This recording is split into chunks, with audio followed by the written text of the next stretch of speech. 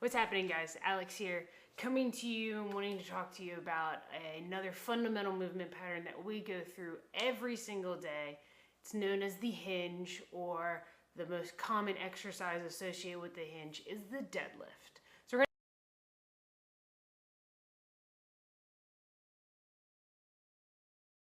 going to talk through it. We're going to talk through a lot of the different dysfunctions, the most common dysfunctions that you're going to see. We'll talk through different exercises to help correct those dysfunctions and how overall you can just feel better with this movement pattern and this movement in general. So let's get started.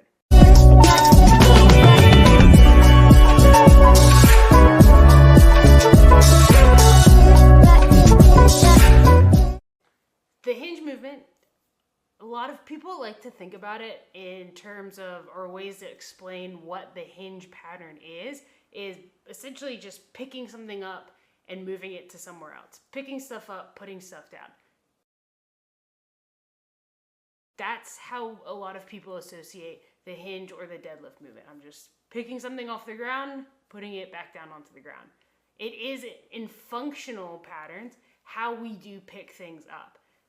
Think about your kids, how you pick up your kids from the ground, how you pick up boxes if you're moving them, or if you just need to, you drop something, your keys, your phone, your wallet, a water bottle, how you pick something up is the hinge movement. And how do we properly and effectively do that without hurting our low back, hurting our hips, either one of those areas. The most common area that is always injured or associated with injury to this is the low back. Most people, when they go into a deadlift or into a hinge pattern, they stand up either too quickly or they stand up lifting too heavy with improper movement, and their low back starts to feel it.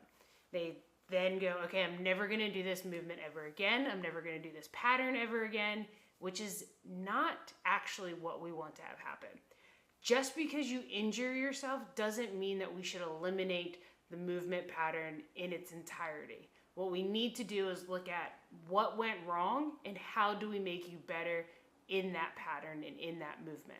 So don't eliminate an exercise. Let's just look at what's wrong and what happened. So the hinge, the three most common dysfunctions that we see are a rounded back, knees caving in, and just poor hip mobility, which can tend to cause a straight leg hinge movement, or we squatting all the way down hinge movement as well, like eliminating the hinge altogether and going straight into the squat. These are the three most common that we see. So let's break them down individually. Rounded back, or also known as the excessive lumbar flexion, if you want to get super technical with it, but it is just a rounded back. This dysfunction is when your back starts to round when you get into the hinge movement, right? So if you look at this picture here, you notice that I have a good bend through the knees. However, my back position or my spinal position is rounded. This position tends to make the stress of the movement be on the lumbar spine, which is, again, where we don't want to feel it. We don't want to associate this movement with low back pain. And again, side note, sidebar, people who deadlift who at the end of their movement go, oh, I felt it in my back, or you say to your coach or your trainer, you go, I'm feeling it in my low back, and they go, good, that's where you're supposed to feel it. That's not really where you're supposed to feel it. A hinge movement works the glutes and the hamstrings. Will the posterior chain, which is everything from your upper back all the way down to your ankles, feel it? Yes, it can, but it should not be pain associated with it. It should be a muscular thing. So back to the excessive lumbar flexion or that rounded back. Biggest ways to correct this is we want to emphasize the hip hinge mechanic. We want to break down the movement, maybe change the range of motion entirely, and strengthen the posterior chain while keeping that neutral spine position. Now, exercises that are going to help with this is actually teaching the hinge, right? The hip hinge drill is what we like to call it, where you're actually progressively teaching how to shift the hips straight back instead of the hips going down. The difference between a squat pattern and a hinge pattern is in a squat, your hips drop down towards the ground, whereas in a hinge pattern, your hips get sent straight back essentially to the wall or some kind of item or object that's behind you. That's the biggest differences between the squat and the hinge. So make sure that you know that. And so when we're looking at establishing proper hinge patterns within this drill movement, we want to focus on teaching you to send those hips back instead of the hips down. Another way of doing this is changing the range of motion, right? So if, say we're using a deadlift, right? Say we're doing a deadlift as the hinge pattern that we're teaching, we can elevate whatever weight that you're using, maybe stacking some plates. So similar to this video here, where we're stacking some plates underneath of the bar or the kettlebells or the dumbbells or whatever weight you might be using, and that changes your hip hinge range of motion. So you're actually starting from a taller position, and then as you develop the strength, as you develop the mobility and the flexibility, you progressively bring or decrease the amount of plates that are underneath of your weight. So that's deadlifting from the blocks, as I can say, or you can do rack pulls, which is also still changing the range of motion entirely. The second dysfunction that we want to look at is the knees caving, also known as knee valgus. That is the most technical term to it, but for simplicity here, knees caving in towards each other. We don't want this to happen. If that is what's happening, right, your knees are caving in, this tells us that there's a weakness in your hip abductors, so abductors, and your external rotators. So we want to make sure that we are engaging those muscles, right, because that's what prevents our knees from caving in. So we want to engage these muscles. Maybe the best way of going about this is looking at what your warm-up is before getting into the hinge pattern, right, or getting into the deadlift pattern. Proper warm-up, focusing on these specific areas of your hip abductors, and your external rotators. Two exercises that are my favorite to help with this activation or this engagement of these areas is going to be your clamshells, which is this, right, where you're laying on your side, keeping your knees and ankles stacked, right? You're laying on your side, knees and ankles are stacked, using either a mini band. You actually don't even need resistance for this to actually feel it. You're only going to lift just that top knee, and those ankles stay stacked the entire time throughout the movement. This is going to greatly engage those hips, greatly engage those glutes to start firing, and then getting you properly warmed up to get into your hinge pattern. The second movement is a banded lateral walk, can also be known as a monster walk. Really depends on if you're using a mini band or a super band, which is the long infinity bands. This one, for this purpose, we're going to show you the mini band or the monster walk. So the band is actually going to come up above both knees, right? You want it to be placed pretty significantly up above both knees.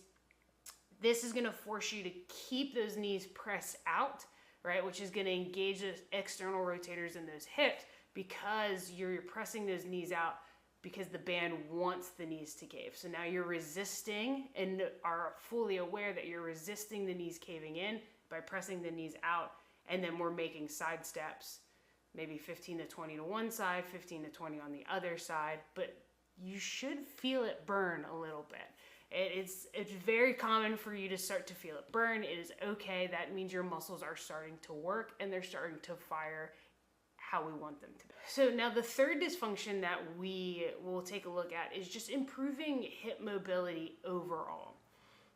Now, limited hip mobility can affect the two things that we talked about before, the rounded back and the knees caving in. That's why it's just as important to focus on improving your mobility within your hips to prevent any of those two other main dysfunctions from happening. And the way that we want to improve our mobility is not just a whole separate exercise or a whole separate workout session, but looking at how are we properly warming up when a deadlift or some kind of hinge pattern is programmed for us. How do we properly warm that up? And some things that we can do is going to be a combination of dynamic movement, but then also some static stretching, maybe some PNF stretching. But the two biggest things for warming up is going to be that dynamic movement, improving your mobility within that specific area. 3 exercises that I love and always recommend, and if you follow me on Instagram or anything like that, you'll notice that I always talk about these movements, always talk about these stretches or these mobility exercises, are going to be a hip flexor stretch, also known as a couch stretch. So this here. And you don't have to do it against a box. You can do it against a wall. You can do it actually using physically your couch. You can do it while you're watching TV. You can do this before your before your workout, in your warm up. But it's going to open up that hip flexor, right? So if we're somebody as a busy professional who sits a lot of the day, the hip flexor tends to get shortened over time. And so we need to stretch it back out so that we can get full extension through the hips. The second movement that I love, which I do all the time, probably to a fault that I do it all the time, is a pigeon stretch. This can be done in a dynamic movement, right? But this is your pigeon stretch, right? Where you're bringing your knee ideally at that 90 degrees in front of your body, extending that other leg straight behind you, holding that for a certain amount of time. But you can also make it dynamic. You can add a reach across the knee that's in front. You can bring both hands behind your head and add a forward fold into that pigeon stretch. Any number of things can make it a little bit more dynamic, help you get a little deeper into that stretch, a little bit deeper into that hip joint. The third movement that I love, it's more of a dynamic movement than it is a stretch, is what they call a dirty dog. So this is going to be it in this video here, where you're on all fours and you're actually moving that hip through its entire range of motion. Your hip is a ball and socket joint, so it can move in all directions. So we need to be able to warm it up in all directions. And that's kind of what the dirty dog helps to do. With this movement specifically, slow the movement down so that you're actually kind of articulating each range of motion, each kind of area within the hip, to actually make sure that it is warmed up properly and moving through those full ranges of motion. Now, finally, one of the biggest thing is what they call glute activation. I kind of hate this term and kind of hate this phrase because that phrase indicates that your glutes are not activated. If your glutes truly were not activated, you wouldn't be able to stand up. You wouldn't be able to sit. You would literally have to lay flat all the time if your glutes were not truly activated.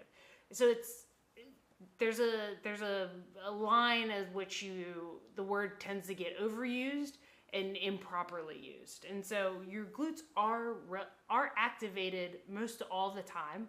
It's just helping them fire a little bit more than they probably were if you were just in a static state of just sitting. So things that can help with this is it can start to engage the hamstrings, engage the glutes, engage the hip flexors, even a little bit of the quads within this movement to help improve this hinge pattern. 3 exercises that will be tremendously helpful. Again, you can do this in your warm-up. In your warm-up, do it at a lighter load, maybe a little bit more of a higher repetition. It doesn't need to be super, super heavy weights. But the first one is going to be a glute bridge. Now, this glute bridge is going to be with both feet on the ground. I would add a pause at the top to really allow the chance for the glutes to start kind of moving around, start to feel kind of the muscles start to engaging a little bit more before lowering back down. And then when you go to lower back down, right before your hips hit the ground, press through those heels again and lift the glutes straight up. This keeps tension through the hamstring and through the glutes. Second one is switching from a regular glute bridge to a single leg glute bridge. Now you're just isolating to one specific side. So if you notice that one side is stronger than the other, we definitely want to get into these isolated single-sided movements that allows you to decrease any kind of overcompensations from one side to the other. And then thirdly, the third exercise is going to be a hip thrust. A lot of the Globo gyms or commercial gyms that are out there have hip thrust machines or glute drives. There's a lot of different names for it. You can hop on that before you get started, maybe do 1 or 2 sets at 15 to 20 reps. Lighter weight, That's going to help to also engage and activate those glutes. Or you can use a barbell, which is also a very common one. You can also just do a body weight hip thrust as well, so something similar to this. You don't have to necessarily use a machine. You can also be banded if you wanted to. But if you don't want to set up a whole lot of things, you can just do a body weight, just like this video here. That will help to engage those glutes. But again, add a pause at the top, and then right before your hips hit the ground, send those hips right back into the air, so it keeps the tension throughout the hamstrings and the glutes. Identify if you have any dysfunctions. Create an assessment. Find an assessment, maybe an overhead squat assessment. That's something that very commonly I use with a lot of my clients, is the overhead squat assessment. It tells me a lot of different things as far as, is there any imbalances, any muscle dysfunctions that we need, any movement pattern dysfunctions that we need to be aware of. So maybe setting something up with a local trainer that you have, or reaching out, we can get you set up with a overhead movement screen as well, so we can give you a proper indication that if you have any issues.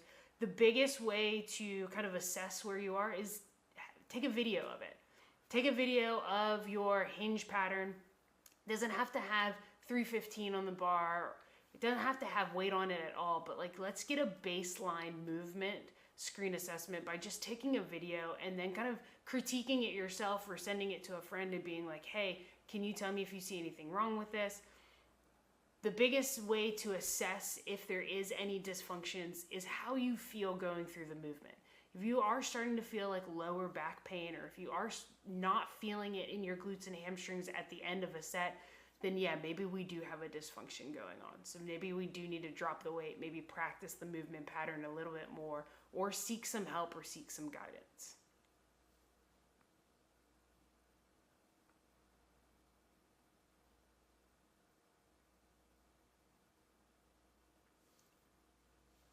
Overall, by addressing these common dysfunctions, this will help kind of target any issues that you might have throughout your regular day-to-day activities. The hinge pattern is a fundamental movement pattern. It is something that we go through on a regular basis. Whether we realize it or not, we are doing a hinge movement every time we go to pick something up. Every time we go to move something, we are doing a hinge pattern.